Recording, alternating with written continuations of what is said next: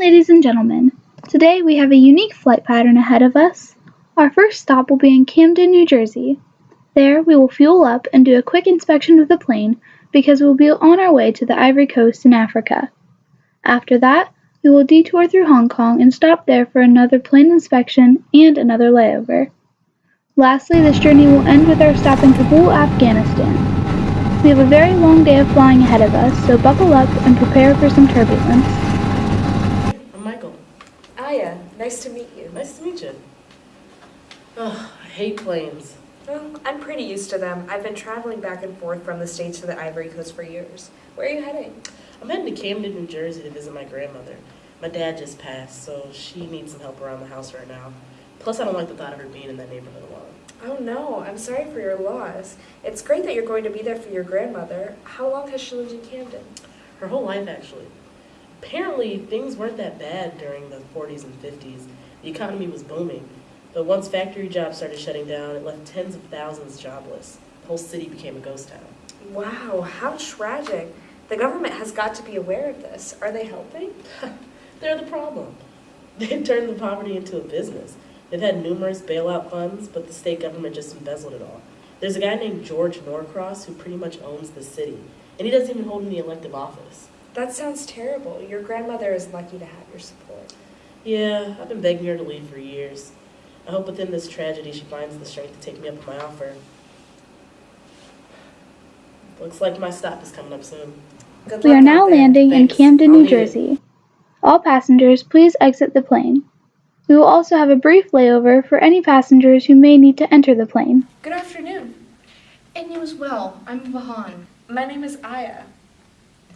So, Aya, where are you headed to? I'm going back to the Ivory Coast. Back to the Ivory Coast? Where have you been? In the United States. I've been going to school and working for a while. Where have you been going to school? Harvard Medical School. Impressive. Where did you do your undergrad? In the Ivory Coast for the first year, and then I came to the United States to attend Yale to finish my undergraduate degree. Why did you switch to Yale? Well, while I was attending school in the Ivory Coast, I had a bad experience with this professor, and I decided I need to move on. What happened, if you don't mind me asking? He tried to exchange good grades for favors. Oh, I understand. That's Vahan shattering. Vahan shattering. It's like heartbreaking since clearly you're not up to date on the new dictionary. Never mind. Well, I guess yes, the opportunities in the United States here are better, but I miss my hometown. How can you miss a place that is so conducive to sexual harassment? It's my home. I can't not love it, even if I tried. I understand, but haven't you been happy attending one of the best medical schools in the world? You can't get those opportunities in the Ivory Coast. I have been happy with the opportunities, but the opportunities don't make a place a home. The people you're surrounded with make a place a home. My friends, Bintao and Ajua, my parents, Ignas and Fanta, my family, Akisi and Fofana, and my other friend, Herv. And even the people I don't care to see in the Ivory Coast, like Rita, are what makes my home so special. It might not be a world-class educational institute, but it's where I can always come back to. I understand. I feel the same way about my hometown. Even though it's vulgar and it smells of home. What is vulgar?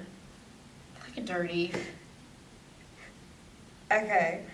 I mean, I guess you understand me, but the gifts I've been given here in the U.S. are unimaginable. I've gotten to work alongside leading medical researchers and helped save lives with my work. But now I'm working to move on in my research in the Ivory Coast. It's a wonderful opportunity. I hope you do well. But what about your professor? Won't you see him around? That could be disvahaning. What's disvahaning? Context clues. Traumatic. That's not possible, actually. He died in a fire a few years ago after I graduated from medical school, and then he was shot 12 times. How unfortunate. I don't suppose it was completely undeserving. It is unfortunate.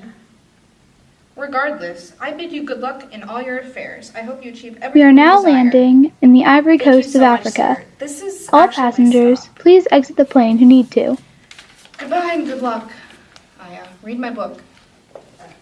No, thank you.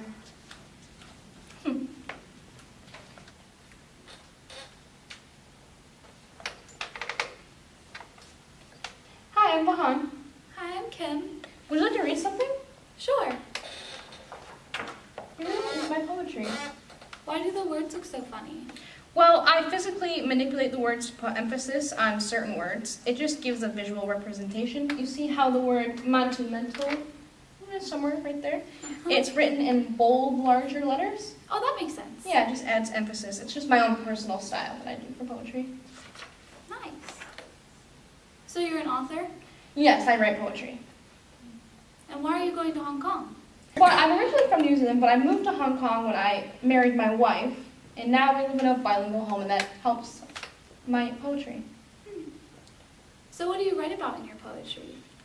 Just everything I feel, and especially the scenery from Hong Kong. It's very chaotic, but I mean, I love it there.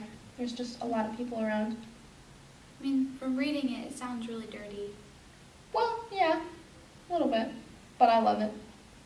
What does the elsewhere mean? Elsewhere, you could just say is emotions. We are now landing in Hong Kong, China. Well, that's me. I have to go. Well, I really enjoyed reading your stuff. Have fun in Hong Kong. Thank you. You should purchase my book. I will. It looks like we're the last left on the plane. I'm Kim. I'm Robin. What is bringing you to Kabul? Don't see too many people traveling to Afghanistan these days. I'm a reporter. I'm being sent by my company to cover the war that's going on there in Afghanistan.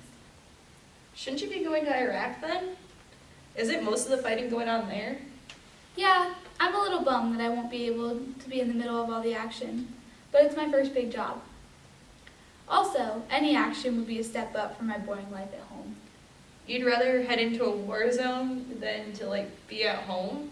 Oh, absolutely. I need so much more excitement in my life.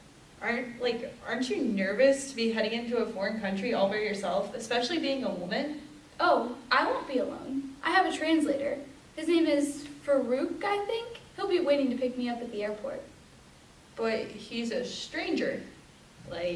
What? So, don't you have family at home that you're going to miss? Well, my family does think I'm a little crazy for heading into such a dangerous area, but I need to do this for my career. Also, I do have a boyfriend named Chris, but he's off doing his own thing in India. At least, I think he's in India. You don't know where your boyfriend is? What kind of relationship is that? I mean, we just aren't very clingy. I mean, why are you headed to Kabul? Won't you have any family that'll miss you?